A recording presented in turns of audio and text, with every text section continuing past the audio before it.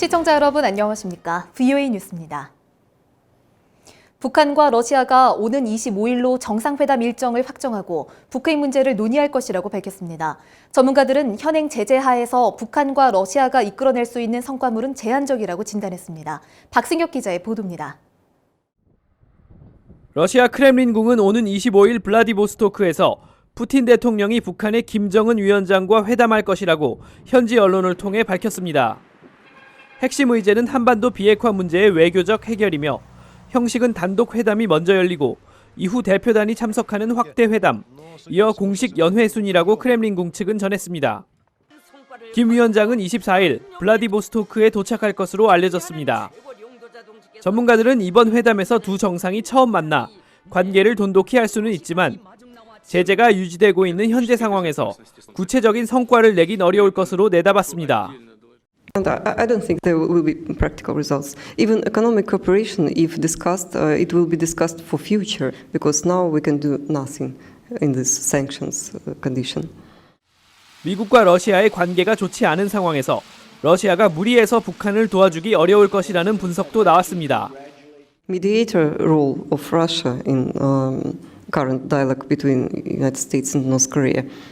But it's difficult. This role is difficult to implement because of tense relations between United States and Russia.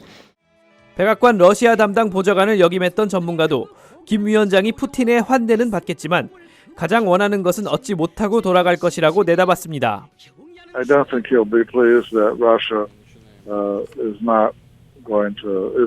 most likely not going to reverse course. And break consensus in the UN Security Council sanctions for North Korea. 전문가들은 러시아가 북한에 대한 영향력을 갖고 싶어 하겠지만 미국과 중국을 자극해가면서까지 북한 문제에 관여하긴 어려울 것이라고 전망했습니다. VOA 뉴스 박승혁입니다.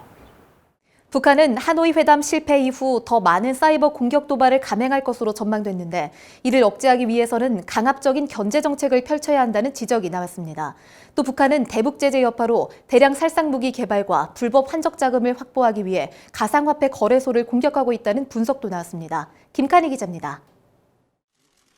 데니얼 러셀 전 국무부 동아태 담당 차관보는 하노이 회담 합의 실패에 따라 북한은 더 많은 사이버 공격을 감행할 가능성이 크다고 분석했습니다. 북한은 과거부터 협상에서 원하는 것을 얻지 못하면 긴장을 고조시켰다는 것입니다. 다만 북한은 군사적 대응을 불러일으킬 수 있는 핵이나 미사일 시험이 아니라 공격 주체를 찾기 힘들고 대응 가능성이 적은 형태의 도발을 할 것이라며 사이버 공격을 지적했습니다. It's low cost. It doesn't require highly specialized equipment that the West could block North Korea from getting. It's very hard to retaliate because North Korea doesn't launch the attacks from within North Korea. 아시아 소사이어티 정책연구소 최근 보고서를 통해 이 같은 내용을 밝힌 러셀 전 차관보는 북한의 사이버 공격 등에 대한 미국의 강압적 견제 전략을 해법으로 제시했습니다. 북한의 도발을 무력화할 수 있는 강력한 사이버 공격 방어 시스템과 미사일 방어 시스템을 구축해야 한다는 설명입니다. Developing the defense network and infrastructure that would blunt the effectiveness of Kim Jong-un's weapons. That means upgrading our counter cyber technology. It means 러셀 차관보는 그러면서 북한의 긴장 고도를 저지하면서 비핵화 대화를 지속하되 경제 제재를 유지하는 외교 전략이 병행돼야 하며 이를 위한 미국과 한국, 일본의 동맹 강화를 강조했습니다. 앞서 영국의 싱크탱크 합동군사연구소 루시는 북한이 대북 제재 여파로 가상화폐 거래소를 공격해 돈을 벌고 있다고 분석했습니다. 보안이 강한 은행 대신 가상화폐 거래소를 해킹해 대량 살상 무기 개발과 불법 환적을 위한 자금을 마련한다는 것입니다. They could potentially be using crypto to fund their WMD programs. They're able to pay people to do ship-to-ship transfers, people to pay for their goods directly via cryptocurrency, and there sort of wouldn't be a trace. 합동군사연구소는 북한의 사이버 공격 역량은 갈수록 심화되고 있다면서 특히 보안 시스템이 제대로 갖춰지지 않은 동남아 국가들의 암호화폐 시장은 북한의 사이버 공격에 취약하다고 지적했습니다. VOA 뉴스 김칸입니다. 마크 네퍼 미 국무부 동아태 부차관보 대행이 미국과 한국은 대북 제재 완화 이전에 최종적이고 완전하게 검증된 북한의 비핵화가 필요하다는 점을 확인했다고 말했습니다. 네퍼 대행은 23일 서울에서 열린 아산 플래넘 2019 토론회에 참석해 미한 양국은 대북 정책을 긴밀히 조율하고 있으며 두 나라의 동맹은 전혀 흔들림이 없다면서 이같이 밝혔습니다. 주한 미 대사 대리를 지낸 네퍼 대행은 또 토론회 뒤 완전한 비핵화에 대한 북한의 근본적인 결정이 전제되지 않는 한 그 어떤 종류의 딜도 논의할 수 없다고 말했다고 연합뉴스가 전했습니다. 북한 주민들의 자유와 인권을 촉구하는 북한 자유주간이 오는 28일부터 다음 달 4일까지 미국 워싱턴 DC에서 열립니다.